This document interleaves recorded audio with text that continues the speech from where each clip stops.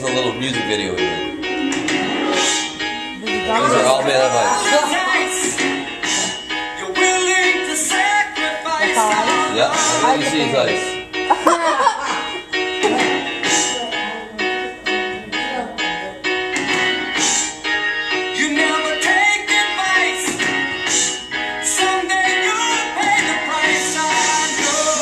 All the guitars are made out of ice, even the colored ice. How much does a fan cost? What's that? How much does the fan cost? That one was done just for our prize competition last year, so we didn't sell that one. Is you really singing? No.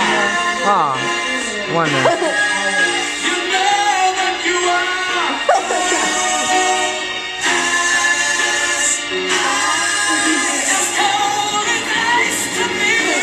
What was the longest project you guys done?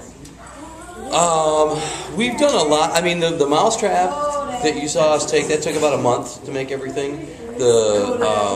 We've done some projects that have taken us a whole week, but I mean, I have a whole staff of people, so sometimes we might be working on it for only a week, but we have every single person working. What was the shortest time? We do small little centerpieces, things like that, a crystal ball, globe. How much does it cost? 10 minutes. Yep. What would be your most what was the most challenging? I would say it's always the next one. You know, that's always the most challenging. Once we've done it, we've figured out the bugs and figured out how to do it. That's great, and then we can do it again easier. Any of the ones you saw here, each time we had to produce a piano that had keys that play, a pool table that actually worked, a Rube Goldberg machine that actually all these different components worked in it, or a bowling alley, just as simple as a bowling alley. Each one of these things had its own unique challenges. There go you. Yep, that's me. Oh, you got on roller coaster? So here's a little taste of some of the different things that we've done on the show to give you an idea of how different they are from a normal ice sculpture. And another thing to keep in mind is when they're filming this thing, these are all professionals that came out from Los Angeles and had to live here for 4 months. So they found out on Tuesday that for the next 4 months they were going to be living in Grand Rapids. So imagine tomorrow they tell you you have to go live in Toledo, Ohio for the next 6 months. And that's what these guys do all the time. So they're filming, they came here and they filmed our show, but after they left that, they had to go on to their next project. So sometimes they would have to pack up everything they could as fast and go live in a hotel room for 4 months. So this is a pinball machine. Actually worked, had the bumpers, flippers. You can play? Yep. You did that? Yep. So this is, we did this at Stella's Lounge here in Grand Rapids. It still work? No, it was a one-night deal, just for the one night. You got something? You guys still have that? No, it melted. It's just set up for the one night. All the ice melts down at the end of the night. So. An awesome feeling, just all the work and time that went into that. It was just great to see. With the summer learners in regards to being creative in their filming process. I would say, it's seeing what's being done out there and then adding your own twist to it. I think one of the things that I learned so much, even with being creative with the ice sculptures and filming, which is kind of a double thing. Like we're filming and then we're being creative there, but what we're filming is also creative. The ice sculptures and the different components.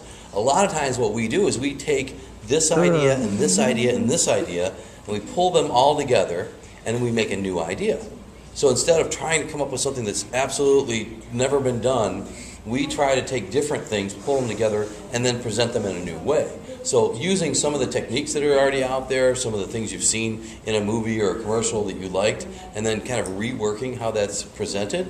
It's a term actually called miracottage, which is taking old things and then pulling them together and reassembling them into a new thing. It's something that Rodin, who's an artist, he was very famous for. He would make all these other little sculptures and then pull them together into one big display. So he had, I'm not sure if you've ever seen like the Thinker. You ever seen the sculpture of the Thinker? Yeah. This guy's just sitting there like this. That's actually a small sculpture that he had done as a component to a larger one. There's one called the Gates of Hell, which is this big display with angels and the Thinker and all these other little sculptures that he's known for, but you don't really hear much about the entire display. But these were all miniature pieces that he pieced together to make one big piece. So I would say that in your creativity process, don't feel like you have to reinvent the wheel. Look at things that are being done and then add your own personality. This is a grand piano that actually works. So this had individual keys. Yep. Individual keys that are right over the top of So cool watching the reaction on my face. This was in Kalamazoo at the Radisson. It actually worked, Yep.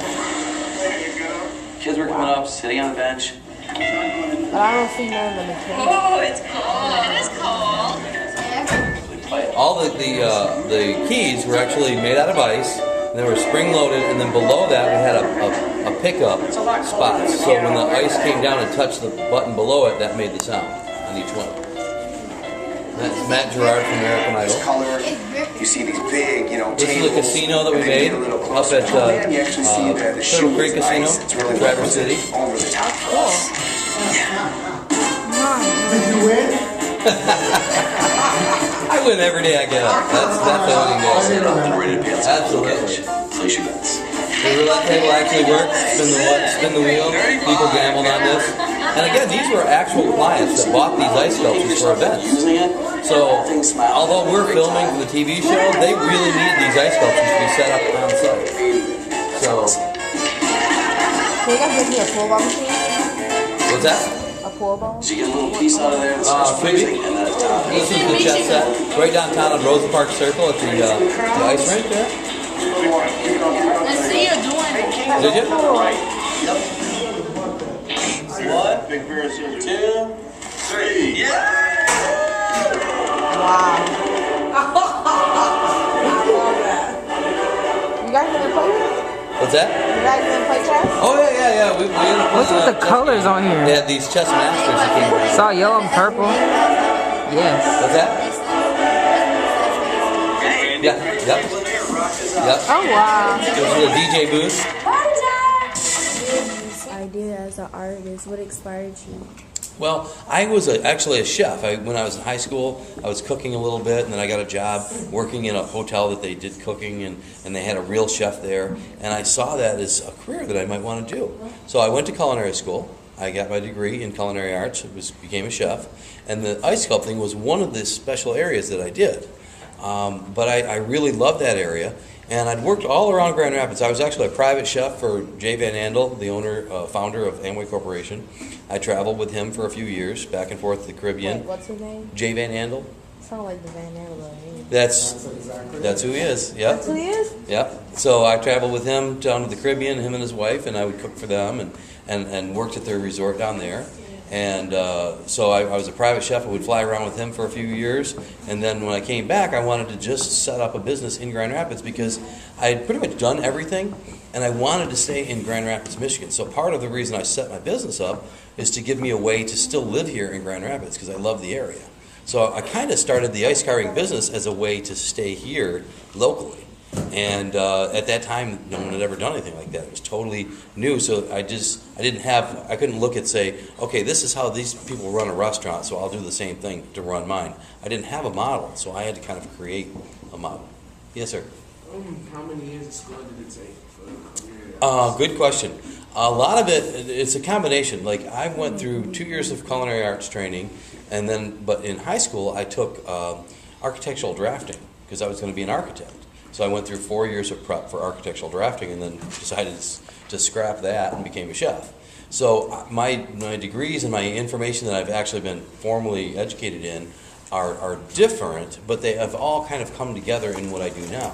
But I also have a lot of education that's been more of an apprenticeship based. I've worked with several master ice sculptors and master chefs and other artists in different mediums that I've gone and taken classes with and trained, along with my own individual experimentation to come together. There wasn't really a degree I could go to be a master ice sculptor. I had to get education in all these different areas to pull together. Randy, would you say that the ice sculpting thing was kind of your personal creativity bringing together all the kind of learning experiences and things like that Would that be an accurate way to describe what kind of emerged in terms of the ice sculpting? I would say yes. I would say that I really kind of, and I don't know, it wasn't planned by any means. I think it kind of happened that way. I think that I've been fortunate enough to keep my mind open and do every new experience out there. I hated to turn something down because every time I would do something, it would open up a new door or a new direction. So I was just kind of amassing as many different types of experiences, no matter where they took me, as a chef or traveling or anything at all, doing other projects and seeing what I liked. And then I finally got to that point where, hey, I really like ice sculpting and I really like West Michigan, and let's pull that together and do this. And I would say that actually when we got to the filming for the show, and we finally got the show, I think that's when everything clicked, because at that point it felt like everything in my entire life I've done has now all come together, because I've done a lot of stuff for television. I've done a lot of local news appearances and been on the radio quite a bit and co-hosted some shows. So I've had a lot of media experience and TV experience in the past, not formally, but just experience. I've also had the art training, had my own business, and everything just finally came together so that when we were filming, I had a lot of experience. This was a reality show where normally a director would come in and he would say, okay, this is how it works, and this is how we do a reality show, and this is how we film. But they were really surprised when they came in that I was more at a level of a co-producer at that point, because I really knew not only enough about their industry, but mine, to do a better job than some of the producers they brought, because I knew what I could do that would fit into what they needed. So they would come to me and they would say something, oh, can you do this, or can we make this, or can we shoot this? And I would say, no, look, this is what you need to shoot, because this is a really interesting shot. And maybe I've done it on a different project, like the pool table. We've done a shot before where we actually filmed through the ice at people shooting pool and racking the balls up. So that was a really interesting shot that they wouldn't have thought about, because of all the things that they've shot, they've never had that experience. But I have. Okay. Okay. What? Okay, to be like a chef, don't you need the two main subjects you need to know is math and science? Well, math and science come into everything, especially math. I'm saying that's the two main subjects, because you need science, especially for agriculture. We'll see how long it goes. I can't say that there's really anything that's just guaranteed main subjects that you need. You need as much as possible, because like in everything that I've done, I've learned things that I'm, I don't know if I'm ever going to need that. But it creeps in. And the more experiences you know, these can all be applied. So let's say you think math is a good subject. Well, you go into, anything you go into, you're going to need some math. Let's say you have an experience doing dishes in a restaurant. You know what?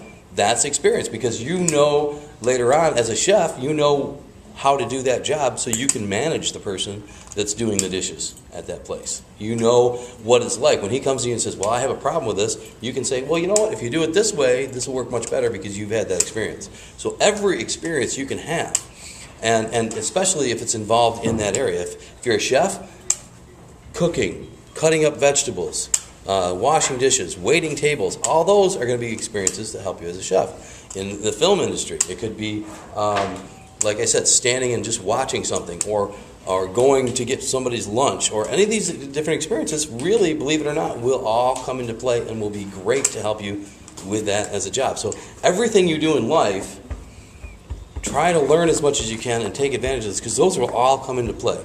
And the jobs that are out there 10 years from now don't even exist right now. That's what's so exciting. Is if you look at some of the things that are available as a job right now, they weren't around 10 years ago. You didn't know that, hey, I wanted to do this as a job, because that industry didn't even exist. And that's going to happen in 10 years from now.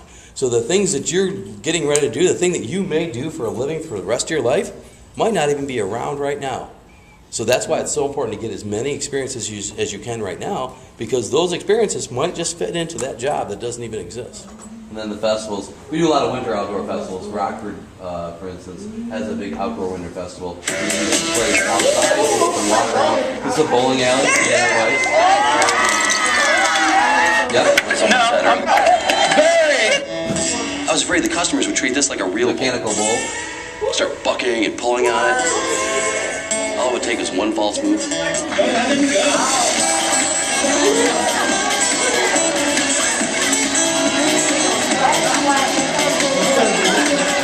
We'll come with warming seats. No, you're on your own with the bull. It's a carousel. The lights come on, we got it spinning right, we were able to let kids come on and actually start riding the carousel. That's something that has about 4,000 or 5,000. Wait, I don't know how to do that, or I've never done that before. And it's been like, oh, no, I can't. Right, no, that's the exciting part. I mean, to me, it's like you know, flipping channels on the TV, and you say, oh, yeah, I've seen that, oh, wait, this is a new show, this looks interesting. I'm going to watch this show. Just like experiences. I know how to do that, and I know how to do that. Wow, I've never done that. Let me try that. Let me add that to the things that I do. It's kind of like an early bucket list. You know, anybody heard of bucket lists? Yep. You know what a bucket list is? It's like goals that you want to do in your life, things that you want to do before you kick the bucket. And these, you don't have to wait until you're you know, really old to come up with a bucket list. You start that now, things that you want to do, that you see, and take advantage of that. Because sometimes you might have an opportunity. Somebody might come up, I got her, you don't have to do that. I'll catch her in a minute. You might see something or have an opportunity to do something and say, you know, I'm going to go to the movie tonight. I don't really want to do that right now. That opportunity may never come again. And I want you to listen to that closely too. Because sometimes an opportunity that comes up never will reappear. Okay? That's why they call it an opportunity. It's not there guaranteed all the time. This is something that may arise. Let's say somebody's in town and they're filming a movie and they say, oh, we need you to be over here to help carry stuff or just to stand and watch something or something. You might say, well, that doesn't sound that cool. But you know what? If you pass that up, you might not get an opportunity like that. And it's not just about what you think it is, because you've never done it before. What that might turn into is something totally different than what you think it is. So you might think, oh, this is me just standing next to this camera and watching it, so it's okay for 6 hours. But that's not all it is. It's meeting people that you're working with. It's being on set, seeing what's going on, and learning other things. So an opportunity that comes up will always have more things that you're going to get out of it than what you initially can see because you've never done it before. So keep that in mind. The more opportunities that you can take advantage of and do, try never to turn these down because everything leads into something. It spider webs out. You know, if you start here and you do this, well, you start going this and it's going to add here, here, and here. And then you do another opportunity and it spreads off into these different things. So each one adds and adds and your eyes open to everything. Don't glance at something and just disregard it right away. Everything you see has potential. It's a matter of what you do with it. So one person might glance by and say, oh, that's just a rock. Somebody else might look and say, wow, that has potential for this and this and this.